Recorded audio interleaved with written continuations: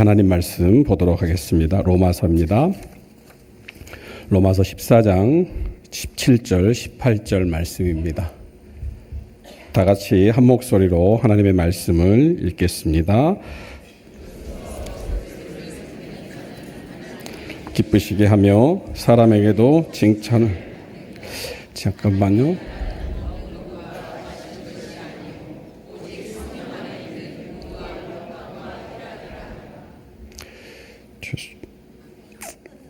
이상하게 됐죠? 다시 여러분 17절 18절입니다. 예. 자, 하나님의 나라는서부터 같이 다시 읽겠습니다. 함께 읽습니다. 하나님의 나라는 먹는 것과 마시는 것이 아니요 오직 성령 안에 있는 의와 평강과 희락이라. 이로써 그리스도를 섬기는 자는 하나님을 기쁘시게 하며 사람에게도 칭찬을 받느니라. 아멘. 이제 목사님을 모실 텐데요. 여러분, 우리가 하나님을 높이는 것인데 사람에게 박수를 치는 것이 무엇이냐 이렇게 혹 생각하실 분도 계시겠지만 그냥 우리가 감사하다, 반갑다는 의미로 박수를 치는 것이니까요. 너무 오해하지 마시고 우리 목사님 박수로 모시도록 하겠습니다. 반갑습니다. 네. 잠깐 기도하고 시작합시다. 하나님께 감사합니다. 추운 겨울이 지나고 벌써 따뜻한 봄을 맞이하고 있습니다. 우리의 영혼과 우리의 심령 가운데에도 새봄과 같은 새로운 은혜가 샘솟듯 넘치는 삶이 되도록 역사해 주시옵소서. 이 시간에도 우리가 함께 하나님 말씀 앞에 섰습니다. 함께 말씀을 묵상하고 나눌 때에 성령께서 이 자리에 충만히 임재하여 주옵시고 우리 가운데 풍성한 은혜를 허락하여 주옵소서. 예수님의 이름으로 기도합니다. 아멘. 반갑습니다. 방금 목사님 소개하신 것처럼 저는 전주사랑교회 2003년도에 개척을 해서 2023년도 12월 12일 날 은퇴를 했습니다. 65세에. 저는 이제 제자훈련을 평생 해온 사람입니다. 그래서 지금은 전북 제자훈련원 삼천동에 있는 우성아파트 상가에서 제자훈련원을 세워가지고 현직에 있는 담임 목사님들 제자훈련을 합니다. 한 50명 정도 했습니다. 50개 교회. 이렇게 해서 저는 제자훈련으로 평생을 너무 보냈기 때문에 너무 좋고 행복하고 너무너무 하나님의 은혜를 누리고 있는 목사 중에 한 사람입니다. 제자훈련을 안 하고 어떻게 목회를 할 수 있나 할 정도로 되게 이 제자훈련에 대해서 거의 많은 은혜를 누리고 축복을 받고 하는 목회자 중에 한 사람입니다. 여러분 들어보실 때 우리 부목사님께서 나눠주신 분인지 모르겠는데 자료를 갖고 계시죠? 저는 이제 자료를 보면서 하는 것이 훨씬 더 마음에 편하고 여러분과 함께 나누는 데 있어서 좀 자연스럽고 익숙하지 않을까 생각합니다. 우리 담임 목사님이 지금 자료가 없으신 것 같으니까 우리 부목사님 갖다 주시면 고맙겠고, 아니 담임 목사님 은혜를 많이 받으셔야 됩니다. 우리 담임 목사님 은혜 받으시라고 박수 한번.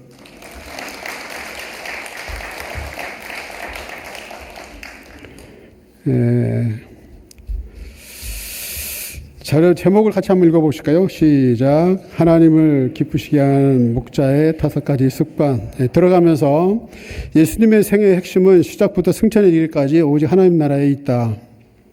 주님의 모든 생각 또한 그 나라에 집중되어 있다.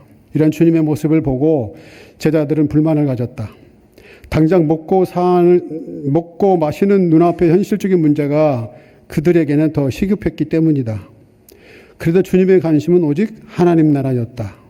하나님 나라는 십자가에서 부활하셔서 하늘과 땅의 모든 권세를 가지신 예수님이 왕으로 다스리시는 통치 영역을 말한다. 만약 우리가 하나님 나라를 삶의 우선순위에서 잃은다면 우리 인생은 눈앞의 문제에 매여 허무와 후회만 남게 될 것이다. 그러므로 다 같이 읽겠습니다. 시작. 우리 삶의 가장 중요한 우선순위는 바로 하나님 나라이다. 그 나라를 먼저 구할 때 하나님을 기쁘시게 하고 천국을 유업으로 받고 이 땅에서도 100배의 결실을 맺게 되며 사람에게도 칭찬을 받게 될 것이다. 네, 그렇죠. 교회를 제가 다니고 목회를 하면서 한 35년 목회하면서 느낀 것이 추상적이고 개념적인 게 너무 많은 거예요. 도대체 하나님 나라를 어떻게 우리가 손으로 만지고 보고 느끼고 있을 수 있단 말이냐. 굉장히 신학자들도 굉장히 어렵고 힘든 난제한 애매한 문제인데 이것을 우리가 어떻게 하나님 나라를 누릴 수 있겠느냐. 분명히 하나님께서 우리에게 가장 우선순위로 우리에게 가장 소중하게 주신 것이 하나님 나라인데 이것을 어떻게 하나님 나라를 우리 삶 속에 실현시킬 수 있겠느냐 하는 것들을 우리에게 굉장히 큰 숙제죠. 그래서 제가 한 예를 드리겠습니다. 한 청년이 있었는데요. 그 청년은 교회를 다니고 있지 않았었어요. 이제 결혼할 나이가 되어서 선을 봤는데 그 선을 보는 아가씨가 예수를 잘 믿는 아가씨였어요. 이 청년이 이 선을 보는 아가씨가 마음에 들었나 봐요. 그래서 결혼하고 싶다고 그랬어요.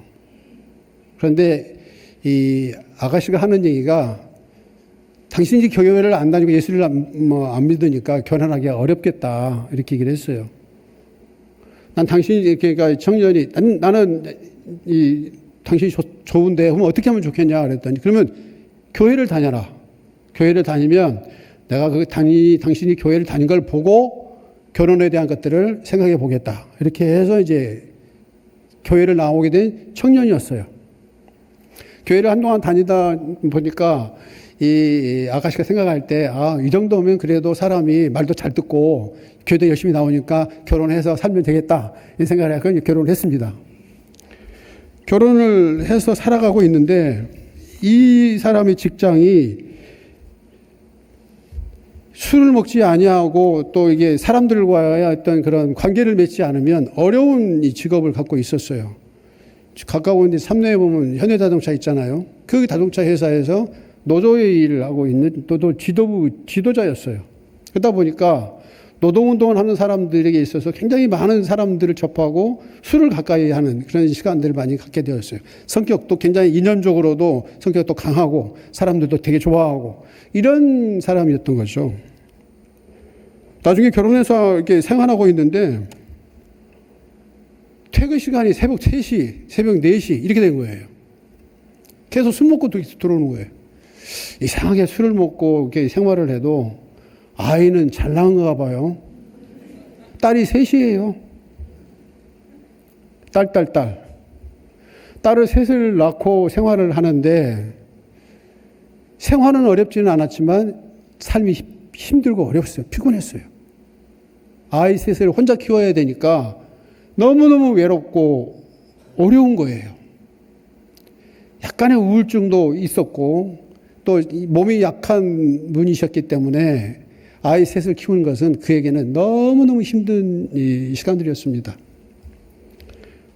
남편이 좀 관심을 가지고 좀 돌아보면서 같이 좀 아이를 육아를 좀 담당하고 하면 좋겠는데 생각은 또 이 전주 사람이 워낙 양반이어가지고 완전히 그냥 양반 생각이어가지고 전통적인 유교적인 관심을 갖고 있어가지고 뭐 이 부엌 근처는 오지도 않고 뭐 명절만 되면 뭐 그냥 앉아서 먹기나 하려고 그러지 도와주려고 생각을 하지 않고 있는 전통적인 가부장적인 생각을 갖고 있는 남편이었죠.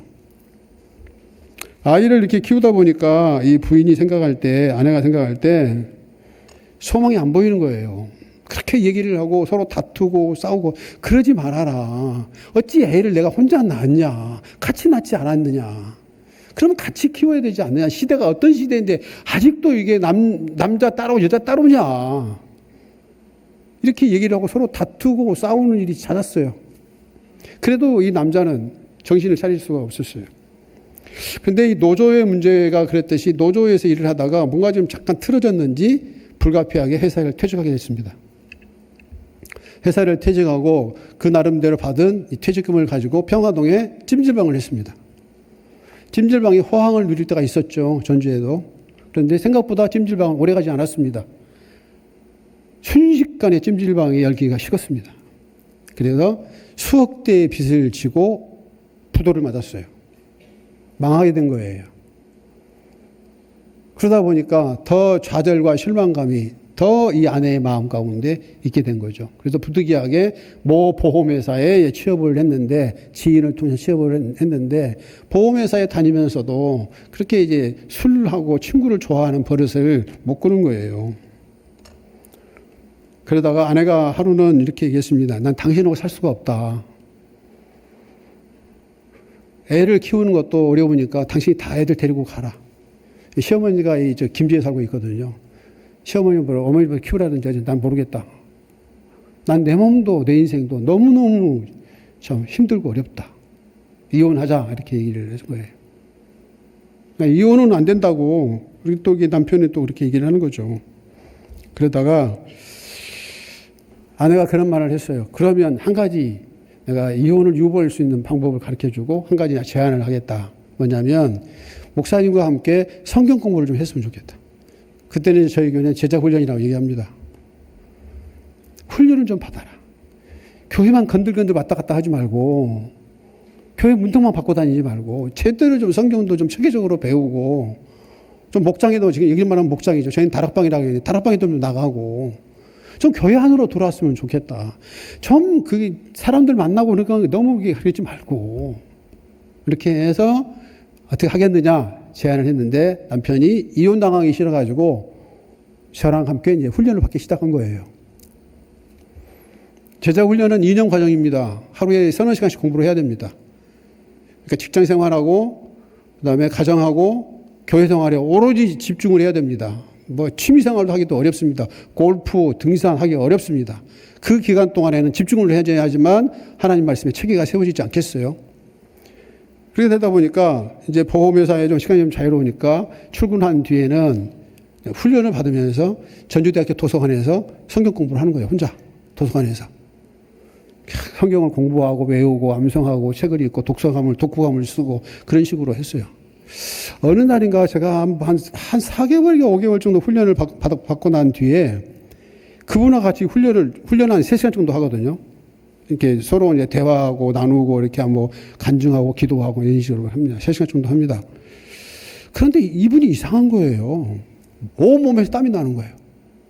온몸에서 땀이 나고 자꾸 얼굴이 이렇게 좀 이렇게 뭐랄까 이그러진다 그럴까 해가지고 그 땀에 자꾸 샤워를 하는 것 같은 느낌이 드는 거예요. 그래서 제가 집사님 왜 그러세요? 그랬더니 이 상황에 제가 성경 공부를 하고 난 이후로부터는 이렇게 몸에 땀이 많이 나고 자꾸 몸이 뒤틀린 것 같다는 거예요. 자기 생각도 자기 감정대로 안 된다는 거예요, 이게.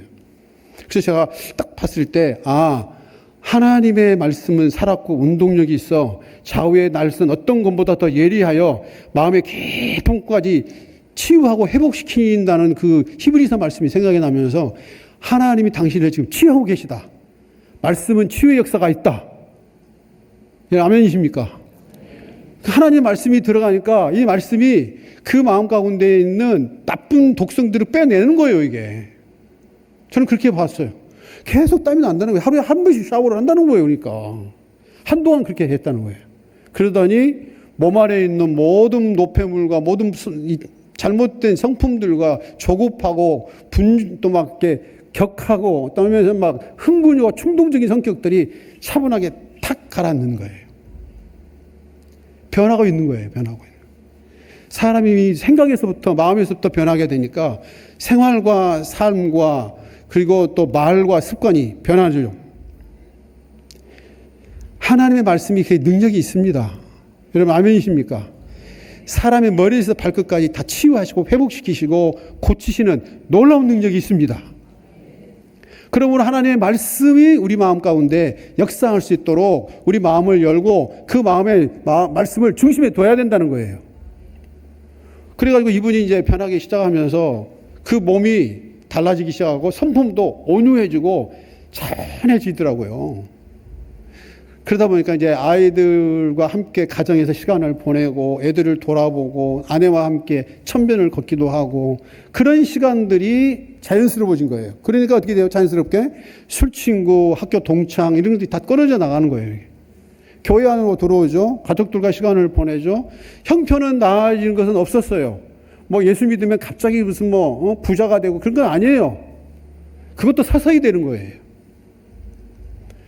그러다 보니까 이분이 가정적으로 되어지게 되고 또 아내와 대화도 많이 하게 되고 가정 예배도 회복이 되고 하니까 형편은 달라지지 않았고 형편은 도리어 더 어려워졌지만 진정한 가정의 행복이 찾아오는 거예요. 그렇잖아요. 아내 여러분들, 주부 여러분들 생각해 보세요. 남편이 나름대로 생활비도 잘 대해주고 경제적으로도 충분히 채워지는 것도 고맙죠. 감사하죠. 그러나 그것도 고맙지만 정말 우리에게 필요한 것은 함께 대화하고 마음을 나누고 함께 또 먹고 마시고 기도하고 예배할 때에 그 주는 행복과 기쁨이 있으리라 생각합니다. 이것도 정말 중요하거든요. 그런 게 회복이 된 거예요.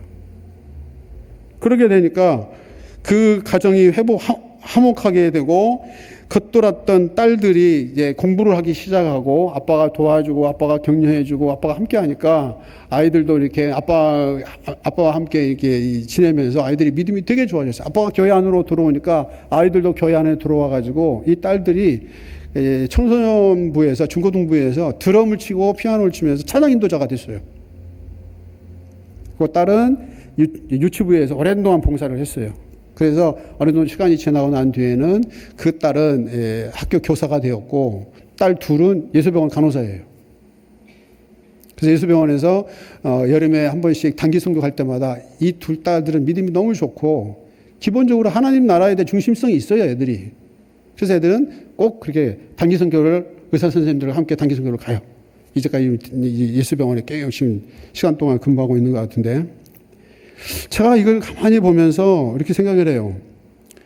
우리가 하나님 나라는 먹고 마시는 것이 있는 것이 아니고 그게 우선이 아니고 내가 하나님 나라를 위해서 즉 하나님의 말씀을 가까이 하고 그 말씀 가운데 내 삶의 중심을 삼고 그리고 그 말씀으로 말미암아서 내가 순종하고 그 하나님과 함께 동행했더니 어떻게 됐다는 거예요.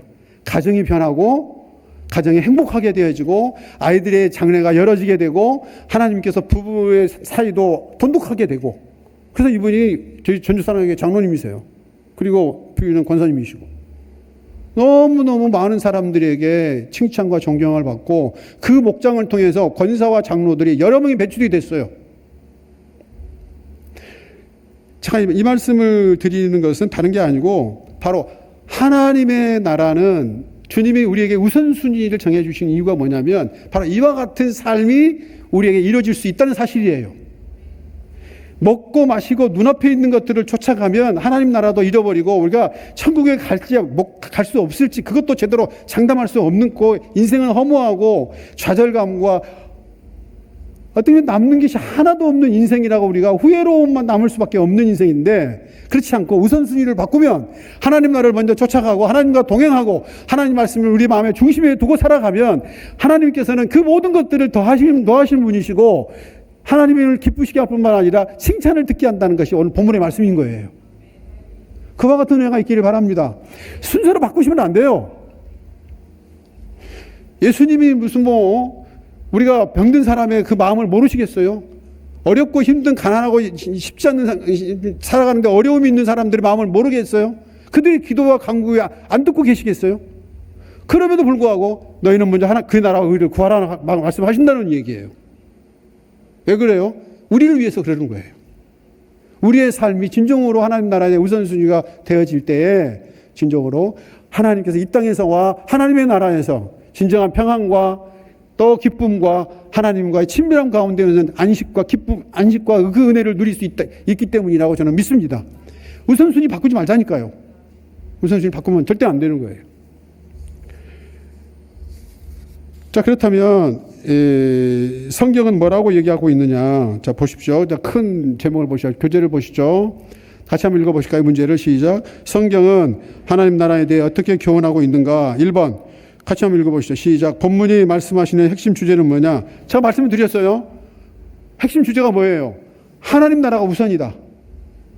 삶의 중심으로 삼아야 된다. 그거 바꾸서는 절대 안 된다. 바꾸면 신앙생활도 아니다. 예수 믿는 사람도 아니다.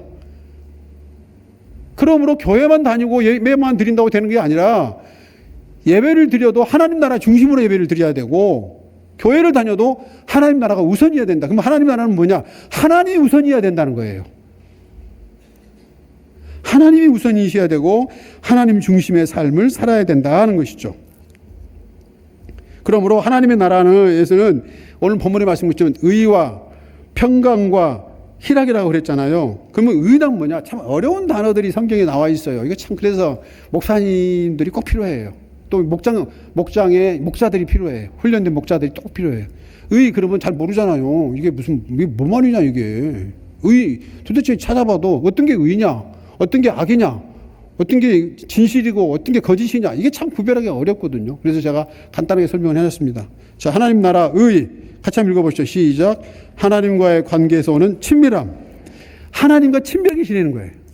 하나님과 친밀하게 지내는 거예요. 그러니까 하나님과의 관계를 얘기하는 거예요. 관계를 얘기하는 거예요. 일을 얘기한, 네가 얼마나 많은 일을 했냐, 네가 얼마나 큰 교회를 세웠냐, 네가 얼마나 네 직분이 뭐냐, 그게 의가 아니고, 의는 뭐다? 하나님과의 친밀함을 얘기하는 거예요. 그 친밀한 것이 굉장히 중요하다는 얘기예요. 제가 우리 노 목사님 잠깐 뵙고 목양실에서 올라왔는데요. 패밀리 미니스트리에서 서든 베프티스트에서 유학을 하시면서 고생을 많이 하시면서 공부를 했는데, 그래서 제가 정말 귀한 목사님이 우리 전주에 오셨구나. 그러나 이 오늘의 교인들이 알랑가 모르겠다. 응? 이 귀한 목사님이 전주 이남에 내려오기가 엄청 어려운데, 여러분 목회를 잘 모르시잖아요. 목사들의 세계를 잘 모르시잖아요. 저렇게 훌륭한 목사님은 대전 이남을 안 오려고 그래요. 물론 저도 마찬가지입니다. 네. 그냥 하는 말이 아니에요, 이거. 진짜예요. 그러니까 대전 이남으로는 안 내려와요. 서울 사람들은 서울만 벗어나면 다 시골이요. 대전 이남 내려오면 죽은 줄 알아요. 희한한 사람들이요, 아무튼 그 사람들. 뭐 똘똘한 한 채 이렇게 이상한 말을 하고 그러는데, 그러니까 이게 노은성 목사님 같이 패밀리 미니스트리 하신 분은 있다고 하신다는 게, 얼마나 제가 볼 때 이 전주가 소망이 있다. 훌륭한 지도자가 와야 이 성이 변한다. 네? 그러니까 왜 패밀리 미니스트가 중요하냐? 교회 안에 목회를 하지만 좀 이따 제가 그 얘기 할 거예요. 교회 다닌 부부가요, 이혼한 사람도 많아요. 서로 대화도 안 한 사람도 많아요. 부부 사이가 안 좋은 사람이 있다니까요. 지금 부부로 와 계신 분들 계시죠? 옆에 한번 봐보세요. 당신하고 나하고는 친밀한 거 아닌가? 한번 물어봐요. 한번 물어봐요. 아니, 먼저 혼자 계신 분들 계시죠? 그러면 나는 내 남편과 친밀한가? 내 아이와 친밀한가? 하나님과 친밀한 게 의라는 거예요. 하나님과 친밀한 게. 그러니까 하나님의 자녀로서 하나님과 함께 친밀한 관계를 갖는 게 의다는 거예요. 마리아와 마르다의 비유를 아시죠? 주님은 마리아에 대해서 더 좋은 평가를 하셨어요. 마르다의 이 사역이나 마르다의 분주함이 잘못된 거 아니에요. 꼭 필요한 일이에요. 예수님과 제자들도 먹어야 될 거 아니겠어요? 먹고 마시고 좀 쉬었다 가야 될 거 아니겠어요? 그럼에도 불구하고 예수님은 마리아에게 너의 더 좋은 평가를 해주셨어요. 그거예요. 즉 관계가 힘이고 관계가 의예요. 하나님과의 관계를 친밀하게 갖고 가는 게 정말 중요하지 않냐. 마태복음 7장에도 보면 막 귀신을 쫓아내, 예수님의 이름으로 귀신을 쫓아내고 병든 자를 고치고 선지자 노릇하는 사람들이 나옵니다. 근데 예수님이 그들에 대해서 나는 너를 잘 모른다 이렇게 얘기합니다. 그들이 훌륭한 일을 했지만 하나님 모른다고 얘기해요. 왜 그래요? 하나님과 친밀하지 않아서 그래요. 하나님과 친밀하는 것은 어떻게 해야 되느냐? 구체적으로 얘기를 합니다. 이렇게 하시면 됩니다. 절 따라하시죠. 하나님, 오늘 제가 어떻게 할까요? 물어보는 거예요. 아침에 일찍 일어나면 하나님, 제가 오늘 어떻게 할까요? 제가 어떻게 하면 하나님을 기쁘시게 할 수 있을까요? 참 물어보는 거예요.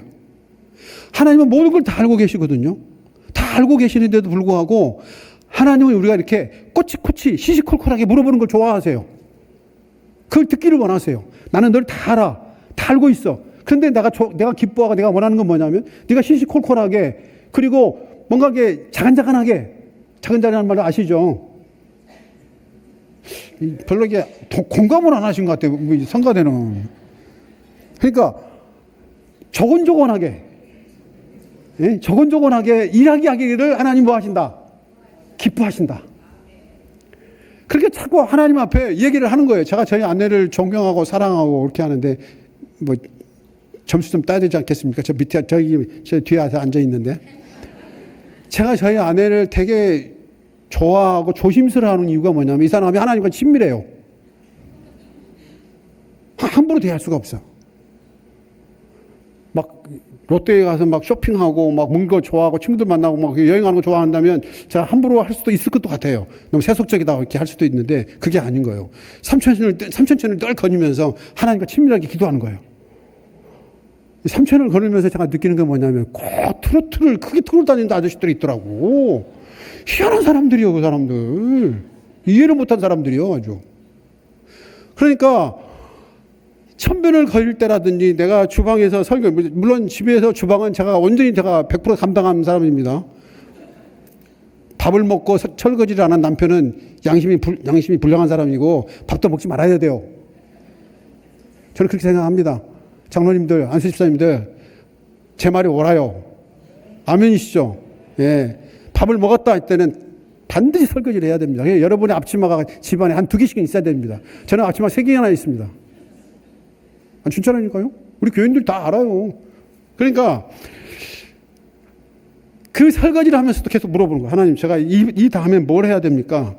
하나님, 제가 지금 오늘의 교회에서 이 목자 헌신 예배를 드리는데 흥분하지 않고 차분하게 오늘 주님이 예비하신 그 은혜를 나눌 수 있게 해주세요. 제가 기도하면서 한다니까요. 그게 가능해요. 기도하면서 우리 일할 수 있는 것이 가능하다니까요. 도리어 기도할 때 우리의 일이 효과적이고 더 바르게 균형 잡히고 지혜롭게 할 수 있어요. 아멘 안 하신 분들은 경험해 보지 못한 사람들이요. 이것은 맛을 봐야 알고 경험을 해봐야 아멘 할 수 있어요. 아멘입니까?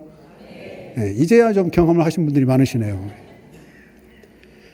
신앙은 경험이에요. 경험되지 않는 것은 내 신앙이 아니에요.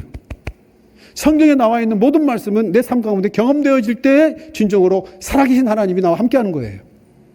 그러므로 하나님과 친밀한 것을 경험하셔야 돼요. 5060에 있는 분들, 정말 교회 허리에서 막 권사님들 너무 많은 일들로 인해서 너무 많이 힘들고 하는 것이 한국교회 큰 문제입니다. 여러분들이 제가 꼭 말씀을 드립니다. 하나님과 친밀해지십시오. 그래야 여러분들이 가정에서나 교회에서나 그 많은 일들, 그 힘든 일들을 기쁘게 감당할 수 있다니까요. 여러분이 무슨 기계예요? 뭐 노예예요? 그냥 교회 와서 집에서 일만 하게. 하나님과 친밀해지셔야 한다니까요. 그래야 기쁘고 감사하고 즐겁고 행복하게 가정에서 교회에서 사역을 하실 수 있으리라고 믿습니다. 두 번째 평강입니다. 평강. 가만있어. 이 교회 시기가 어디 있다냐?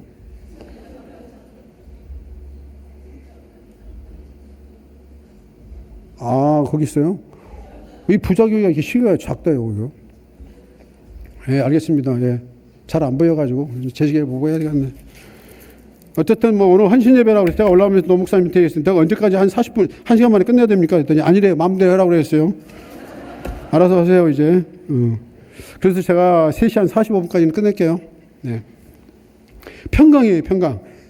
인생을 살다 보면 여러분은 어떤지 모르는데 오늘도 노 목사님이 뭐 개인적인 막내딸에 대한 얘기를 해주셨는데 너무 고마웠어요. 왜? 사람이 진솔하구나. 사람이 어쩌면 이렇게 소탈하냐. 소탈한단 말 아시죠? 소탈하냐. 참 목사는 진실되다. 저도 우리 교회 교인들이 저보러 오는 말이 꼭 쌀집 아저씨 같다고 그럽니다.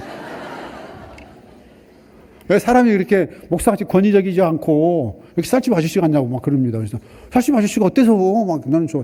그 슈퍼마켓 아저씨 같대. 필요한 모든 걸 다 공급해주는. 저분이 꼭 그런 것 같다니까요. 노은성 목사님. 아니, 이게 개인적으로 앉아서 얘기하는 거 처음이단 말이에요. 근데 자기 솔직하니 잘된 얘기만 하고 싶지. 저희 딸이 의대 갔습니다. 저희 딸이 하버드 다닙니다. 그런 말이 하고 싶지. 저희 딸이 재수합니다. 이게 되냐고.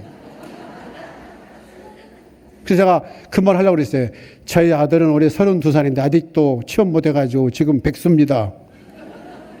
쿠팡 다니다가 때려쳐가지고 지금 실업급여 끝났고 서울에 있는 지금 원룸에서 지금 열심히 지금 이력서 100통 이상을 써가면서 지금 고군분투하고 있는데 목사 아들이 이렇게 되고 있습니다라고 말하고 싶었다니까요. 저분이 솔직하게 얘기해요. 저도 솔직하게 얘기하잖아요. 교회 오면 맨날 뭐 잘난 사람들 얘기만 하는 것 같아. 좀 정직해졌으면 좋겠어요. 근데 뭐 지금 좀 어려우면 어때요? 하나님이 또 우리 가운데 편안을 주시고 기쁨을 주시고 하나님이 그분이 이끌어 가시면 잘 되지 않겠어요? 오늘보다 더 나은 내일이 있지 않겠어요? 여러분 아멘이십니까? 이거 하나의 과정에 불과하다니까요. 진행형이에요. 우리 아이들은. 이렇게 어려움이 있고 문제가 있음에도 불구하고 하나님이 나와 함께 계시고 그 하나님 나라를 우선하면 뭐가 있어요? 평안이 옵니다. 평안이 와요. 염려하고 걱정하다가도 하나님을 딱 주목하면 3초 만에 평안이 확 밀려옵니다. 그래, 하나님이 계시지. 괜찮아. 오늘보다 더 나은 내일이 있을 수 있어. 내 아이가 이렇게 있지만 절대 하나님 내가 기도하고 있고 하나님이 저 아이를 사랑하시기 때문에 이 아이는 잘 될 거야. 이런 마음이 들 때 뭐가 와요? 평강이 와요. 그러니까 평강은 어떤 환경과 상황에도 하나님이 주시는 흔들리지 않는 평안함을 말합니다. 이게 하나님 나라가 주시는 놀라운 축복이에요. 편안해요. 내 마음이 평안해. 세 번째는 기쁨입니다. 기쁨. 하나님의 변치 않는 사랑과 은혜 때문에 오는 감사와 기쁨을 얘기합니다. 그러니까 어떤 내용이에요? 하나님 생각만 하면 감사가 오는 거예요. 기쁨이 오는 거예요. 나 같은 것을 구원해 주신 하나님의 은혜에 얼마나 감사하냐. 내 비록 평범하고 남한테 내놓을 거 없지만 하나님이 나를 위해 이 땅에 오시고 나를 위해 십자가에서 기쁘게 죽으시고 내가 너를 사랑한다. 내가 너를 위해서 놀라운 계획을 가지고 있다. 나는 너와 평생 함께 있을 것이다. 걱정하지 마라. 모든 것을 합력해서 선을 이룰 것이다. 너는 하나님의 자녀야. 이렇게 말씀하시는데 제가 어떻게 감사하지 않고 기뻐하지 않을 수가 있다는 말이에요. 그러므로 예수 믿는 사람들에게 하나님이 주시는 놀라운 하나님 나라의 축복은 기쁨입니다. 그러면 이 기쁨은 우리의 삶과 우리의 얼굴을 다 바꿉니다. 바꿔요. 예수 믿는 사람과 예수 믿지 않는 사람의 얼굴이 달라야 돼요. 그 마음에 기쁨이 있으면 어떻게 되겠어요? 같겠어요? 다르겠어요? 다르죠. 예, 성가대에서 다르다고 얘기합니다. 저분들이 진리를 말해줍니다. 그러면 성가대에 있는 분도 한번 옆에 얼굴 한번 보세요. 정말 기쁨이 있는 얼굴인지 행복한 얼굴인지 여러분도 한번 보세요. 옆 사람 한번 보세요. 사랑하고 축복합니다. 그 다음에 한마디 더 당나귀 하세요. 당나귀. 당신은 나의 귀한 사람입니다. 아니면 당신은 나의 귀찮은 존재입니다. 당나귀 이렇게 하는 거예요. 다시 한 번 더 사랑하고 축복합니다. 시작. 네. 예수 믿는 사람이 얼굴이 환하고 기뻐야지 안 믿는 사람도 교회 다니까 아니요. 시간 내 봉사해 헌금해 인생의 많은 것들을 교회에다가 갖추고 하나님만을 바라보는데 그 인생이 기쁘지 않는다면 도대체 왜 믿습니까? 그거? 그러니까 오늘의 모든 성도들의 트레이드마크 기쁨 감사와 기쁨이 되기를 축원합니다. 교회가요 감사와 기쁨이 다 넘치면 환해져요. 환해져요. 저분만 보면 뭐가 저렇게 좋은 게 많이 사실 속은 복잡하거든요. 그래도 평안이 있어. 하나님과 친밀해. 그래서 감사와 기쁨이 있어. 그런 은혜가 있기를 축원합니다. 그 다음에 이제 2번 보세요. 2번 문제 보시죠. 시작. 하나님 나라와 우리 눈앞에 시급한 문제에서 우리가 빠지기 쉬운 우선순위 문제를 어떻게 비교하는가. 마태복음 6장 31절 33절 본문의 말씀을 한번 자막에 띄워주시면 감사하겠습니다. 자, 같이 한번 읽어보시죠. 시작.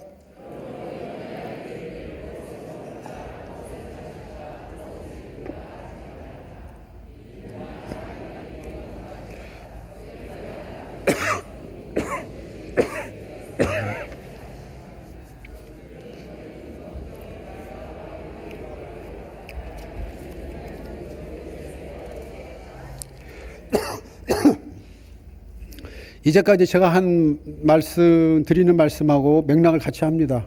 먹고 마신 게 우선이 아니다. 눈앞에 있는 보는 것들이 굉장히 시급하고 중요하고 무슨 문제 해결해야 될 것 같지만 아니다. 착각이다. 우리의 눈을 너무 신뢰하지 마라. 염려와 걱정과 분주한 일들은 목소리가 크다. 그러나 하나님이 일하시고 하나님과 함께하는 것들은 목소리는 작지만 힘이 있다. 이걸 아시고 우선순위가 바뀌지 않으시기를 바랍니다. 그래서 늘 하나님이 내와 함께할 것들에 대해서 먼저 생각하고 하나님이 우리 가운데 역사하시고 우리 가운데 함께하심을 우선하게 될 때에 하나님이 놀라우신 은혜와 능력과 기쁨과 평강을 주시라고 믿습니다. 우리가 좀 신앙생활을 할 때 좀 제대로 하자니까요. 제대로 하나님의 은혜를 알고 제대로 하나님 나라에 대한 이 축복과 열매를 알고 그리고 신앙생활 하자니까요. 그냥 습관적으로 예배드리고 습관적으로 기도하고 습관적으로 헌금하고 습관적으로 봉사하지 말고 우선순위에 따라서 내가 하나님 오늘 어떻게 하면 좋겠습니까? 하나님 이 일을 어떻게 하기를 원하십니까? 그렇게 하나님께 여쭤보고 물어보면서 해나갈 수 있기를 바랍니다. 자, 여러분 뒷면을 보시죠. 3번을 보겠습니다. 3번 다 같이 시작. 하나님 나라의 세 가지 핵심 가치를 이루는 힘과 그리스도를 섬기는 자에게 주시는 두 가지 축복은 무엇이냐? 섬기는 힘은 성령이십니다. 의와 평강과 기쁨은 나의 노력이나 경험으로 되는 것이 아닙니다. 성령의 역사입니다. 성령의 역사를 우리가 생각할 때 방언이나 또는 능력이나 병고침이나 기적만을 말하는 것이 아니죠. 하나님과 친밀한 관계, 어떤 환경에서 상황에서도 흔들리지 않는 평안함, 어떤 것에서도 하나님의 사랑과 은혜로부터는 감사와 기쁨, 성령 사역입니다. 성령 사역이에요. 제가 좀 개인적인 얘기를 좀 하고 넘어가는데 시간이 없어서 하지만 그래도 하거든요. 제가 이찬수 목사 아십니까 혹시? 아시죠? 네. 이찬수 목사하고 사랑의 교회에서 오랫동안 있었습니다. 분당 우리 교회를 개척하고 그 친구는 저보다 이제 후배인데 한국교회를 대표하는 목사가 됐죠. 근데 제가 이제 선배임에도 불구하고 배가 아프더라고요. 배가 아파요. 나는 전주에 와가지고 이게 이 고생을 다 하고 있는데 지는 잘 사는 동네 분당에서 말이야 성림고등학교에서 잘 나간다. 이게 참 우리가 담임 목사 밑에서 같이 부목사가 있을 때는 객진이나 걸진이었는데 이게 거기였는데 너 나하고 별것도 없었는데 이렇게 우리가 각자 알아서 따로 살림을 차리고 나는 게 이렇게 차이가 많이 나냐 해가지고 전주에 온 나는 완전히 초야 묻혀가지고 시골 목사가 되고 너는 분당에 있는 서울 목사가 돼가지고 너는 한국교회를 대표한다고 막 이렇게 잘 나간다. 이것이 배가 아프더라니까요. 배가 아파갖고 잠이 안 와요. 그래서 제가 기도를 했어요. 하나님 살아계시잖아요. 성령의 역사, 조영기 목사가 지금 그런 좀 불같은 능력을 내려주시면 안 되겠어요? 하나님은 손해볼 거 없잖아요. 그래서 저도 훌륭한 목사 되고 싶어요. 유명한 목사 되고 싶어요. 이렇게 했어요. 옳은 기도입니까? 틀린 기도입니까?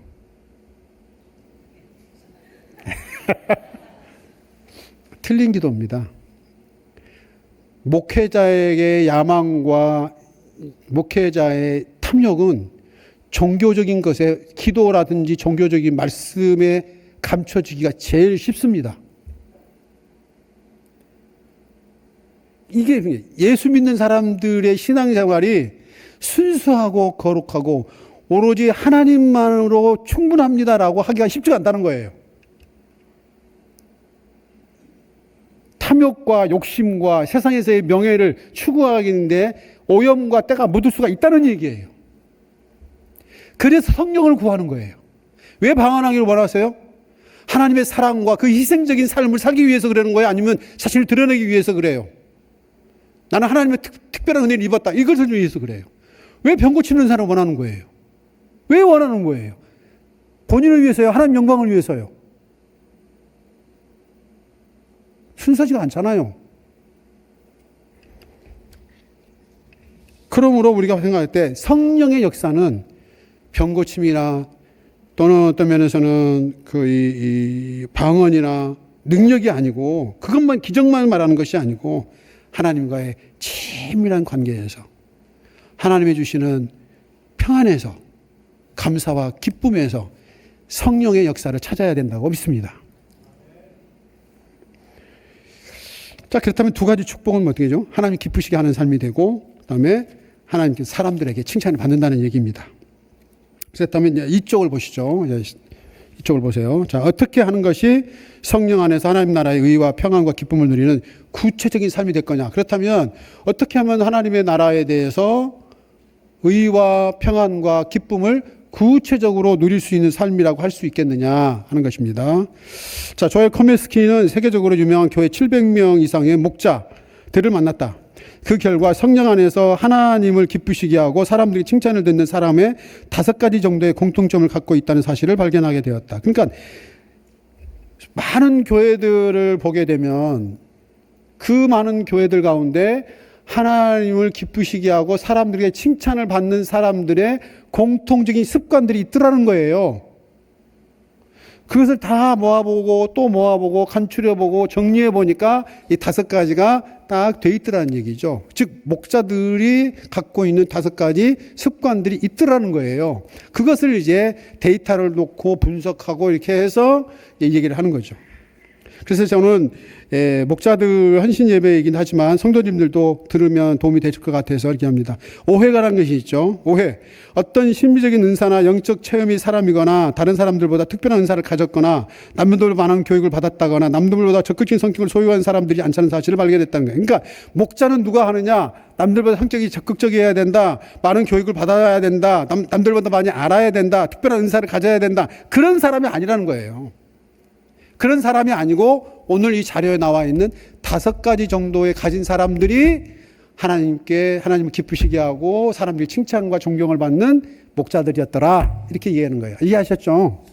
그러면 왜 우리가 이 목장을 해야 되느냐, 소그룹을 해야 되느냐 하는 것에 대해서 그 좀 필요성에 대해서 잠깐 좀 설명을 하고 넘어가도록 하겠습니다. 여러분 이 자료 안에 있는 간지가 있죠. 목장의 사역의 중요성. 그래서 쭉 한번 읽어보겠습니다. 성경 말씀의 증언, 즉 목양 사역, 목장 사역의 중요성이에요. 예수님은 12명의 제자들과 3년 동안 소그룹의 성격과 기능을 활용한 선구자이시다. 예수님이 선구자세요. 예수님이 하신 거예요.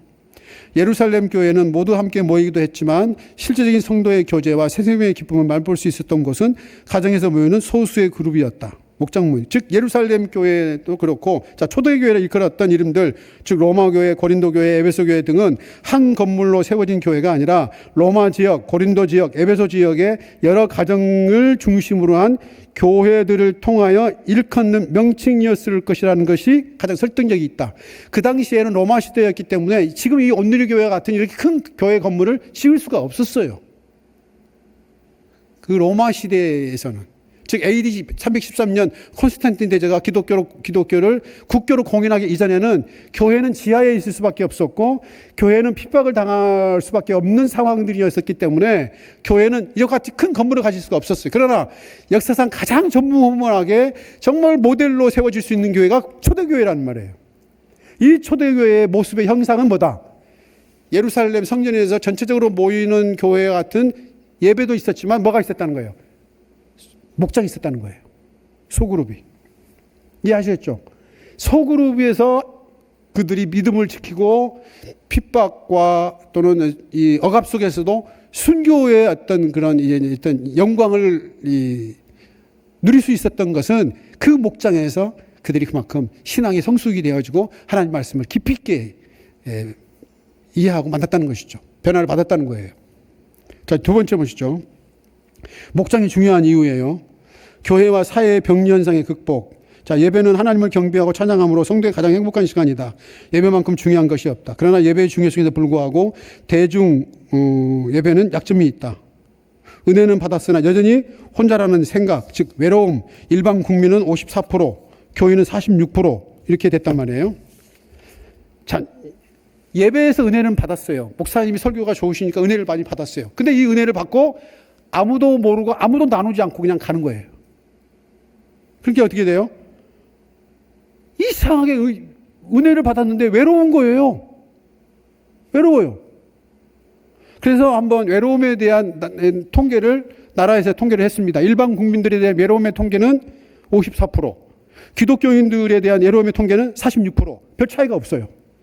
그렇게 예배를 많이 드리고 그렇게 모임을 많이 했음에도 불구하고 교인들도 외롭다는 거예요. 동신교회라고 아시죠? 거기에서 이제 어떤 분이 저희 교회로 이렇게 교회를 옮기시게 됐어요. 제가 물었어요. 등록하신 분에게 왜 교회를 옮기시게 됐냐고 그랬더니 외로워서 그랬대요. 자기가 성가대를 5년 동안 했는데 성가대 사람들 이름을 모르겠다는 거예요. 맨날 찬양만 하지 같이 모여서 기도 한번 해본 적도 없고 같이 한번 어디 가서 야외에 나가서 서로 호명하면서 서로를 이렇게 얘기하면서 서로에 대한 기도 제목을 내서 서로의 형편과 처지를 함께 나눠본 적이 없다는 거예요. 맨날 찬양만 한다는 거예요. 성가대. 옆 사람을 몰라. 이 사람이 도대체 찬양을 하긴 하는데 도대체 집안이 어떻게 되어 있고 아이는 어떻게 됐고 지금 상황이 어떻고 형편은 어떤지를 서로 몰라. 그냥 찬양만 해. 그래가지고 너무너무 외로워서 교회에 옮겼다는 거예요. 그런 일들이 한국교회에 일어나고 있다는 얘기예요. 성가대, 우리 호산나 성가대는 안 그러죠.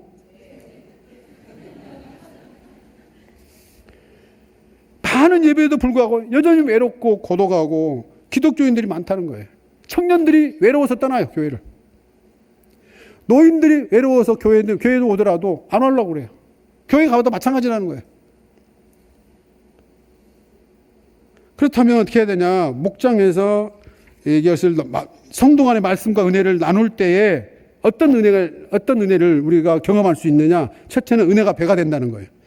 오늘 목사님이 말씀을 해주는데 그 목사님의 말씀을 듣고 나는 이런 은혜를 받았는데 옆에 있는 김 집사님은 저런 은혜를 받았다 그러고 또 나는 박 집사님은 이런 은혜를 받았고 이 집사님, 김 집사님, 박 집사님이 함께 말씀을 나누다 보니까 어떻게 돼요? 은혜가 배가 되는 거예요. 아, 이분은 이렇게 이 말씀을 하나님의 말씀인데도 불구하고 우리 담임 목사님 말씀을 전하셨는데 각자 받은 은혜가 다르구나. 은혜가 어떻게 돼요? 배가 되는 거예요. 은혜가 배가 돼요. 두 번째는 어떻게 됩니까? 두 번째는 무엇보다도 내게 능력이 돼요. 아, 이 사람은 이 말씀을 듣고 내가 기도가 약해가지고 이렇게 좀 힘들었었구나. 내가 다시 한번 우리 목사님 말씀을 듣고 나 기도해야 되겠다. 저는 이번 주에 기도하겠습니다. 해가지고 다음 주에 만나보니까 그분이 한 주간 동안 기도를 하면서 마음의 평안을 많이 찾았단 말이에요. 그러니까 다른 분도 나도 이런 문제가 있었는데 나도 한번 기도해서 문제를 해결받아야 되겠다. 이렇게 해가지고 어떻게 돼요? 다른 사람들에게 큰 은혜가 된다는 얘기예요. 능력이 돼요. 세 번째, 성질을 이렇게 세워준다는 거예요. 나도 아이들이 이렇게 재수하고 삼수하고 애들도 직장을 취업 못하고 그렇게 어려웠을 때 있었는데 그거 다 지나가는 것들이야. 다 그때마다 하나님의 어떤 특별한 뜻이 있고 특별한 계획과 섭리가 있으셔. 걱정하지 마. 괜찮아. 너무너무 또 힘들게 여기지만 가고 좀 마음을 내려놓고 하나님과 함께 동행하게 되면 기쁨을 주실 거야. 나도 그랬었어. 괜찮아.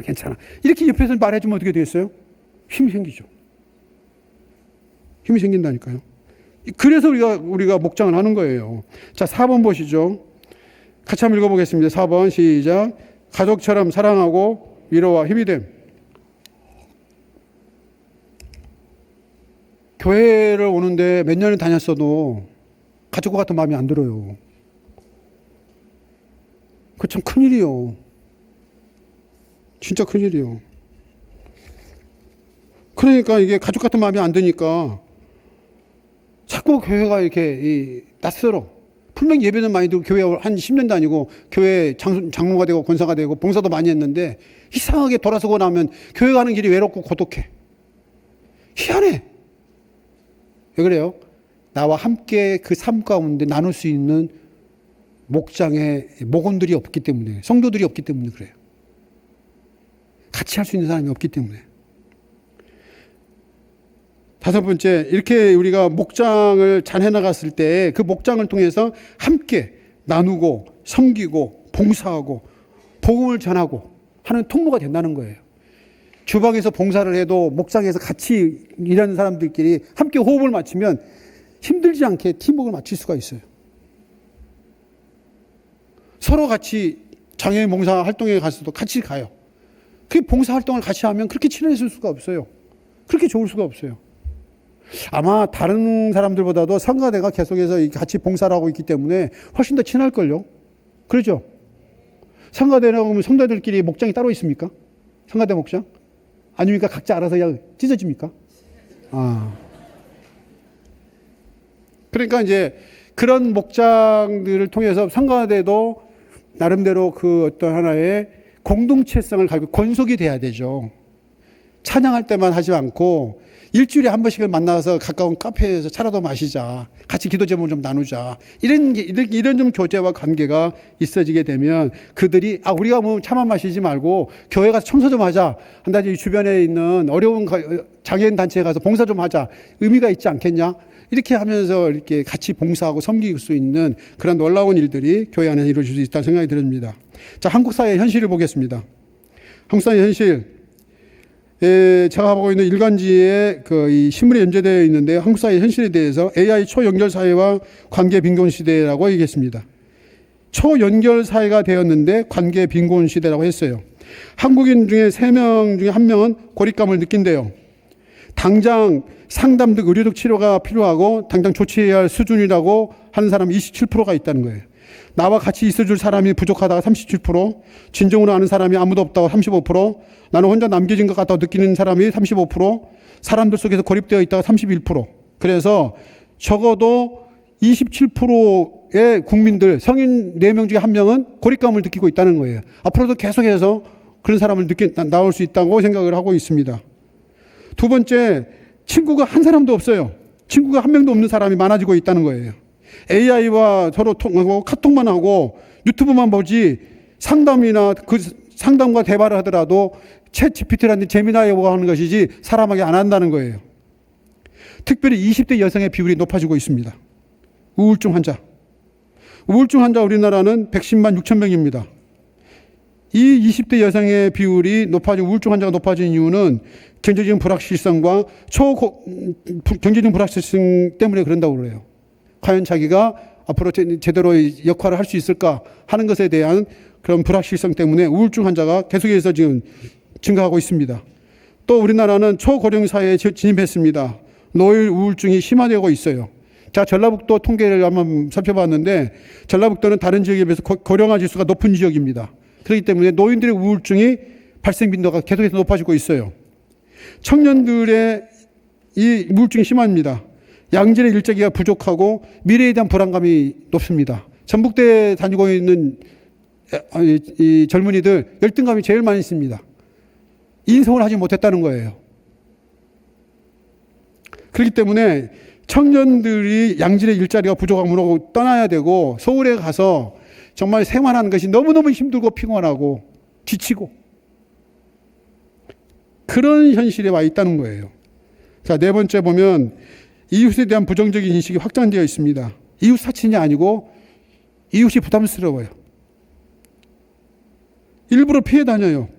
지금 아파트에서 일어나고 있는 이 층간소음 같은 것들도 얼마나 힘들고 어렵습니까?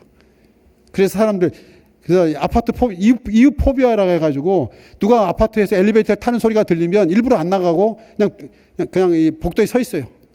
집에 서 있다가 엘리베이터가 내려가면 그때 나가는 사람들도 꽤 있어요. 왜? 아파트에 살다 보면 엘리베이터에서 이 집 사람 만나는 게 부담스러워서 그러는 거예요. 왜냐하면 인사해도 안 받아주니까. 서로 모른 체 하고 있는 그 짤막한 10초, 내 15초의 시간임에도 불구하고 너무너무 부담스럽고 어려운 거죠. 자, 5번 보겠습니다. 고독사.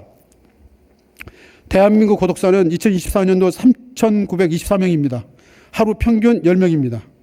전년 대비 7.2% 증가하고 있어요. 특징, 5060 남성들이 전체 60% 이상을 차지하고 있다는 거죠.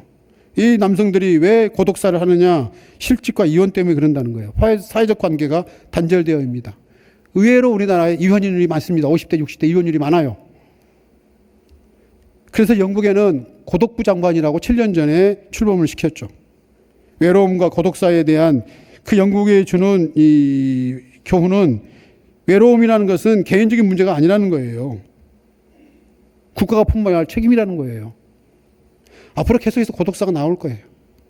그렇다면 교회가 어떻게 해야 되냐? 교회가 이 시대의 해답이라는 거예요. 예배만 드리면 안 돼요. 교회가 이 시대 가운데에서 정말 교회답게 역할을 하려고 그런다면 목장이 모여야 돼요. 선택사항이 아니에요. 시간을 내셔야 돼요. 시간을 내시고 그리고 또 시간을 만들어서라도 반드시 참석하셔야 돼요. 그래야지 내가 외롭거나 우울해지지 않을 수 있어요. 제가 오전에도 제 후배 교회 가서 주일 설교를 하고 왔는데 노인들이 거의 대부분이에요. 노인들에서 가장 힘든 것은 외로움이에요. 어떻게 해야 돼요? 열심히 교회 나오셔야 돼요. 열심히 교회 나오셔서 봉사하고 섬기고 그러셔야 돼요. 자, 그렇다면 이제 또 보겠습니다. 목장 그룹에서 가장 큰 장애물이 뭐냐? 소그룹으로 목장으로 모이긴 모이는데 교회들마다 어려움이 많이 있어요. 잘 안 모여지고 그래요. 제가 이제 안디옥 교회도 가끔 가는데 안디옥 교회도 목장을 하는데 잘 안 모여져요.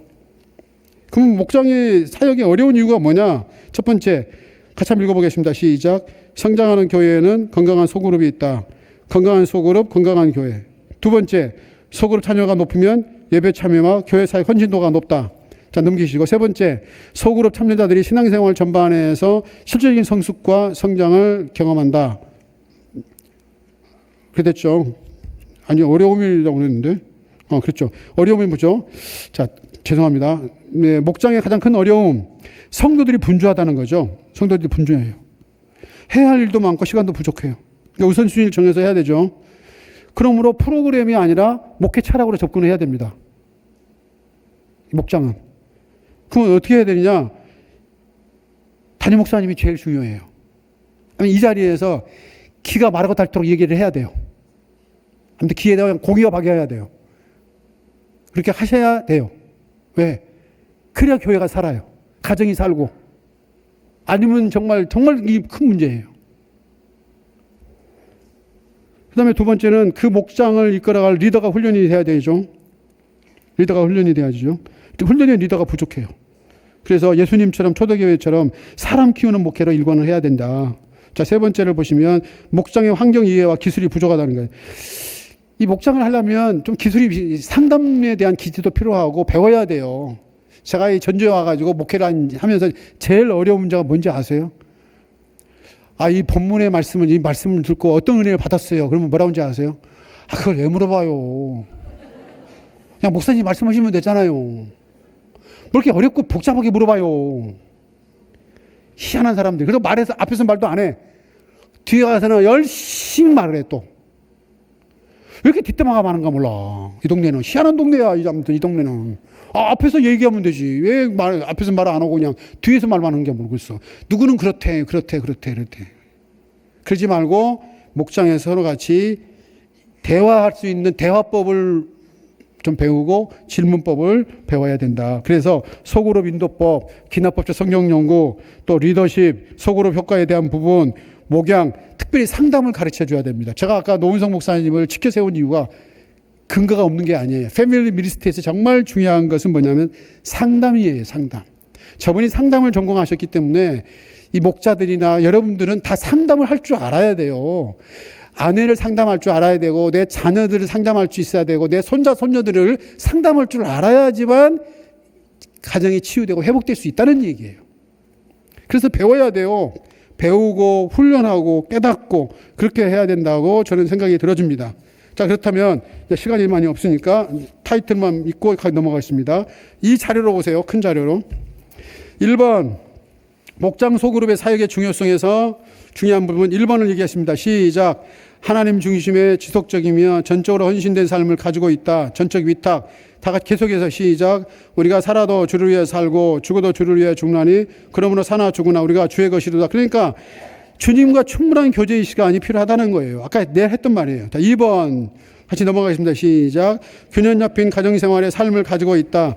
균형과 가정생활이 중요하답니다. 말씀 보겠습니다. 시작. 계속 읽어주세요. 시작.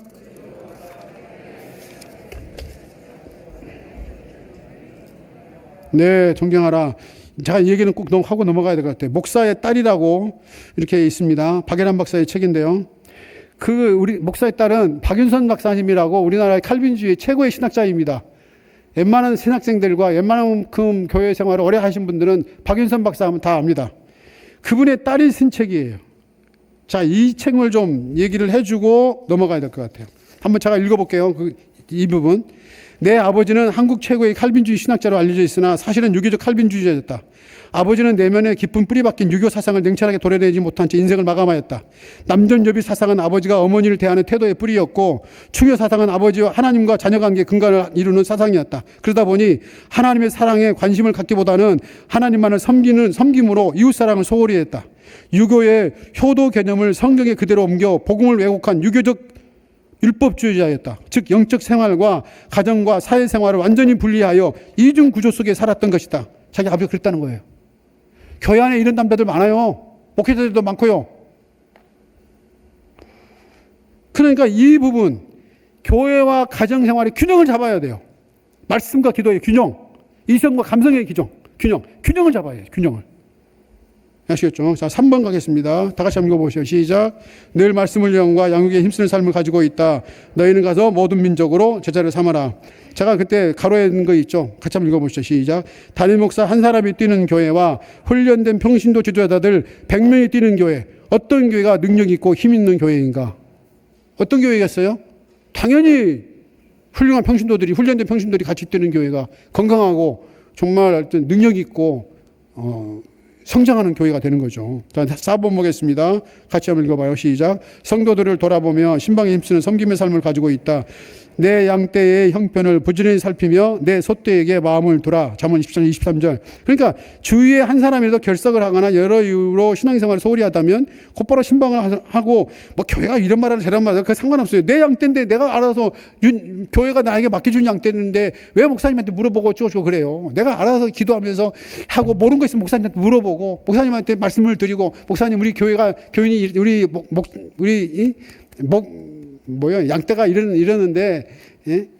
좀 기도해 주십시오. 제가 찾아가겠습니다. 해가지고 막 여기도 가고 저기도 가고 찾아가가지고 만나고 그래야 되잖아요. 그래서 제가 아는 우리 전 집사님 부부가 있는데 이분들 같은 경우 참 잘해요. 목장도 인도하죠. 집회도 잘 참석하죠. 또 시간이 되면 또 찾아가죠. 병원에 가면 병원 찾아가죠. 또 뭐 어디 가면 또 어디 찾아가죠. 또 어디 가면 어디 가고 또 뭐 힘들다 어렵다 그런다면 천변도 같이 걸어가죠. 그렇게 걸 보면서 이렇게 불의하고 이렇게 못난 목사가 볼 때에도 저분은 정말 훌륭한 신앙인이다. 이렇게 생각하고 인정할 수 있는데 의롭고 온전하신 하나님 보실 때 얼마나 기뻐하시겠냐 말이에요. 그런 믿음 생활을 해야 되지 않겠냐는 거예요. 왜 한 번만 아멘 하세요? 자, 5번 하겠습니다. 다 같이요. 시작. 새로운 사람들을 초대하려는 복음 전도에 힘쓰는 삶을 갖고 있다. 증인의 삶. 시작. 너는 말씀을 전파하라. 때를 얻든지 못 얻든지 항상 힘쓰라. 그렇죠. 제가 쭉 읽어드릴게요. 목장 전체가 서로 비밀을 지키고 작은 감사의 고백과 환대함으로 축제를 하자. 따뜻한 차 한 잔, 정성 어린 간식, 진심 담긴 문자 한 통이 성령 안에 기쁨을 준다. 우리가 행복할 때 새로운 사람들이 찾아온다. 저는 이것을 아주 줄을 빡빡 긁어야 됩니다. 우리가 행복할 때 어떻게 한다? 새로운 사람이 찾아온다. 내가 불행하면 거기를 왜 가요? 안 가지.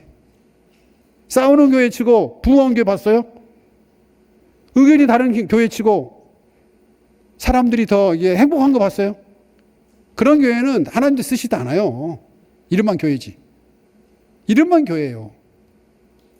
그러나 분명하게 서로가 우리 모두가 행복할 때 새로운 사람들이 찾아올 것이라고 믿습니다. 결론. 21세기 AI 초연결 사회이며 관계단일 시대이다. 코로나 이후 침체된 한국교회 속에 15%에서 20% 성장하는 교회, 다른 사람보다 삶의 만족도가 월등히 높다는 결과가 있다. 모든 원인과 이유에는 교회 안에 소그룹이 활성되어 있다는 사실이다. 목회데이터 연구소. 코로나 이후 교회 성장 비결이나 관계단절의 외로운 시대에 대하는 교회 안의 소그룹 모임이다. 소그룹은 서로 비밀을 지켜주고 매주 지속적으로 만나 말씀을 나누고 서로 기도하며 감사하며 환대할 때에 하나님 나라가 그 속에 이루어진다. 소그룹 사역이 교회와 사회를 위한 유일한 대안이다. 같이 한번 읽어보겠습니다. 시작. 한국교회 사활은 평신도의 삶에 달려있다. 성령께서 우리 모두와 늘 함께 하시고 도우시며 풍성한 은혜 주시기를 주님의 이름으로 축복한다. 할렐루야. 한 15분, 13분 정도 넘어서 좀 죄송합니다. 맨 뒷면에 보세요. 저는 갈 때마다 집회할 때마다 이거 합니다. 김중건 목사님이 만드신 거예요. 백물일답. 제가 질문을 하면 여러분들은 예수 그리스도 이렇게 외치는 겁니다. 아시겠죠? 대신에 그냥 외치는 게 아니라 오른손을 드시고 함성을 지르는 거예요. 구호 준비하면 야! 그런 게 하는 거예요. 아시겠죠? 네, 그리고 맨 마지막에 보면 세상 끝날까지 너희와 항상 함께 있을 약속하신 분이 누구십니까? 그때 또 예수 그리스도 그러면 안 되고, 예, 주님을 사랑하십니까? 그러면 아멘, 할렐루야 이렇게 하는 거예요. 아시겠죠? 예, 한번 해보겠어요. 구호 준비. 이거 가지고 어떻게 제대로 되겠어요? 사단을 물리치고 세상을 정복하려면 막 힘차게 구령을 하셔야죠. 구호 준비. 좋습니다. 우리 삶의 진정한 주인이 누구십니까? 우리 죄를 위해 십자가에 죽으시고 보라하신 분이 누구십니까? 길이요 진리요 생명 되신 분이 누구십니까? 내 기도를 들으시고 응답하신 분은 누구십니까? 내 앞길을 인도하신 분이 누구십니까? 모든 것을 합력하여 선을 이루신 분이 누구십니까? 우리가 죽을 때까지 바라보며 닮아가야 할 분이 누구십니까? 우리 가정의 주인이 누구십니까? 가정교육의 원리가 어디가 있습니까? 행복한 결혼생활의 키가 어디에 있습니까? 가정의 모든 필요를 채우시고 축복하신 분이 누구십니까? 우리 교회의 주인이 누구십니까? 교회가 닮고 바라보며 전해야 할 분이 누구십니까? 모든 예배와 찬양, 섬김과 봉사, 배움과 선교의 주인이 누구십니까? 우리 교회 앞날을 책임지신 분이 누구십니까? 영적 부흥의 기폭점은 어디에서 나옵니까? 청소년들과 젊은이들에게 전해야 할 참 생명은 누구십니까? 캠퍼스와 직장에서 전해야 할 분이 누구십니까? 이 민족의 미래와 희망이 누구십니까? 민족 복음화와 인류 구원의 환상을 주신 분이 누구십니까? 지상 명령의 비전을 주신 분이 누구십니까? 모든 만물을 통치하시고 새롭게 하신 분은 누구십니까? 세상 끝날까지 너희와 항상 함께 있으리라 약속하신 분이 누구십니까? 이 주님을 사랑하십니까? 할렐루야!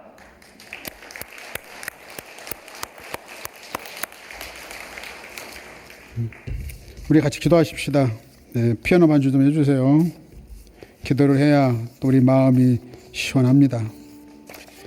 주님, 새롭게 2026년도 사역을 시작합니다. 제목만 헌신이 되지 말게 해주시고 몸과 마음과 영혼이 오직 하나님 나라를 위해 집중되게 해주십시오. 그 나라를 우선할 때 의와 평강과 기쁨이 임할 것이며 하나님 기뻐하시고 칭찬과 존경을 받는 사람이 될 것입니다.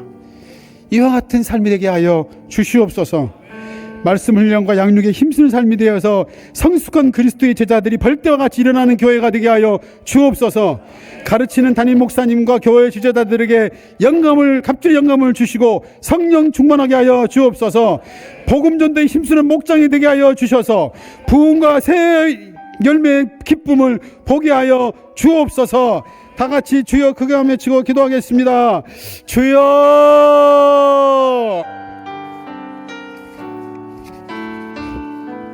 하나님 아버지, 은혜와 사랑을 진심으로 감사합니다.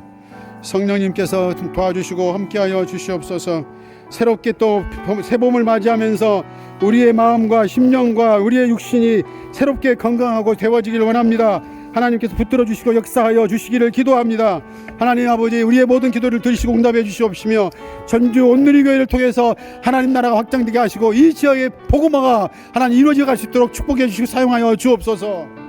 이 시간에는 우리 이복순 권사님 나오셔서 간증 시간을 갖도록 하겠습니다. 목자로서 섬겼던 그런 마음들, 내용들을 함께 나누는 그런 시간 되도록 하겠습니다. 여러분, 우리 박수로 한번 맞아주시면 고맙겠습니다. 15-3 목장 목자 이복순 권사입니다. 저는 4년째 목자를 맡고 있습니다.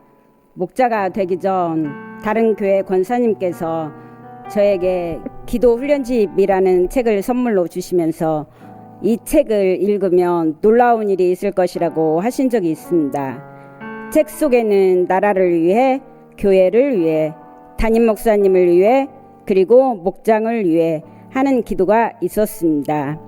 목장을 위한 기도 속에는 내가 목자가 되어 목원들을 잘 섬기겠다는 내용이 있었습니다. 저는 이 책을 1년 동안 읽었습니다. 그런데 마침 새해 1월 전도사님께서 저에게 목자로 섬겨줄 수 있나요? 전화를 주셨고 이 전화는 저에게 하나님의 음성처럼 들렸습니다. 그 이유는 제가 이 책을 1년 동안 읽으면서 목자가 되겠다는 마음으로 기도를 하였기 때문입니다. 하지만 다른 한편으로 두려운 마음도 있었습니다. 그래서 조금만 더 생각을 하고 전화를 드리겠다고 전도사님에게 답변을 한 뒤 밤을 보냈습니다. 저는 자는 동안 꿈을 꾸었고 하나님의 음성이 들렸습니다. 하나님께서는 저에게 내가 목자로 섬기겠다고 기도를 하지 않았느냐라고 하셨습니다. 이튿날 저는 전도사님에게 다시 전화를 걸어 목자를 감당하겠다고 하였습니다. 그리고 첫 번째로 목원 한 사람 한 사람에게 전화를 하였습니다. 이미 알고 있는 분이 대부분이었지만 어느 한 집사님이 눈에 밟혔습니다. 그 집사님은 목장 예배에 한 번도 참석하지 않으신 분이었거든요. 전화를 받은 그 집사님은 저를 너무나 반가워하셨습니다. 서로 행복을 나누는 대화를 하며 마음으로 반갑게 인사를 나누었습니다. 처음에는 목원들과 식당에서 모여 식사를 하였습니다. 그리고 다음 목장 모임에서는 저희 집으로 초대하였고 예배를 드렸습니다. 모든 목원들이 좋아했고 다과를 나누며 즐겼습니다. 저희 집은 이제 마가의 다락방이 되어 교제하며 음식을 나누었고 이렇게 6명의 목원으로 목장이 시작된 것입니다. 6명의 목원들과 나누며 시간을 보낸 것도 잠시 어느 날 몸이 불편한 시인 작가 집사님과 또 다른 성도 한 분이 저희 목장의 목원이 되었고 그렇게 저희 목장은 8명이 되어 저희 집에서 할 수 없게 되어 식당에서 모여 교제를 나누었습니다. 목원과 있었던 일화를 들려주려고 합니다. 시인 작가 목원과 교류도 하고 작가님의 시화전을 구경하며 교제를 나누었습니다. 제가 작년에 하지정맥류 시술을 하고 퇴원 다음 날 비가 상당히 많이 내리는데 모 집사님께서 반찬을 가지고 비를 몽땅 맞으며 저희 집에 오셨습니다. 그 모습을 보면서 저는 너무나 감동하고 눈물이 났습니다. 저를 생각하는 마음을 깊게 느낄 수 있는 일화였습니다. 저는 내가 목자라는 직분을 맡기를 참 잘했구나. 제 스스로 칭찬을 하며 그리고 최선을 다해 나의 목원들을 섬겨야겠다고 다짐하였습니다. 그리고 현재 저희 15-3 목장은 6명으로 시작하여 어느덧 11명의 목원으로 이루어진 목장으로 새 신자와 함께 성장한 목장이 되었습니다. 서로가 하나 되어 돕고 섬기며 교회에 잘 적응하고 있습니다. 가족처럼 교제하며 서로의 안부를 묻고 교회에 오며 가며 마음을 나누는 목장이 되었습니다. 우리 목장을 도구로 사용해 주신 하나님께 모든 감사와 영광을 돌립니다. 감사합니다.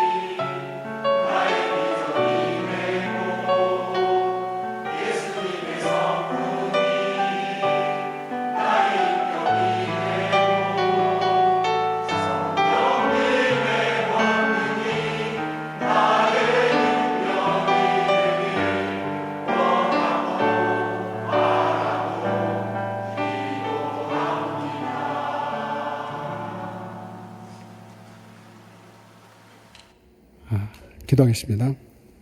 이제는 나를 사랑하사 나를 십자가에 죽으시고 부활하신 우리 주 예수 그리스도의 사랑과 하나님 우리 아버지의 변함없인 신실한 크고 놀라우신 은혜와 성령님의 교통과 충만하신 역사와 능력이 하나님 나라를 위해 올해도 새롭게 사역을 시작하는 목자님들과의 사역과 가정과 교회와 성도들 가운데 늘 함께 하시기를 간절히 축원하옵나이다. 아멘.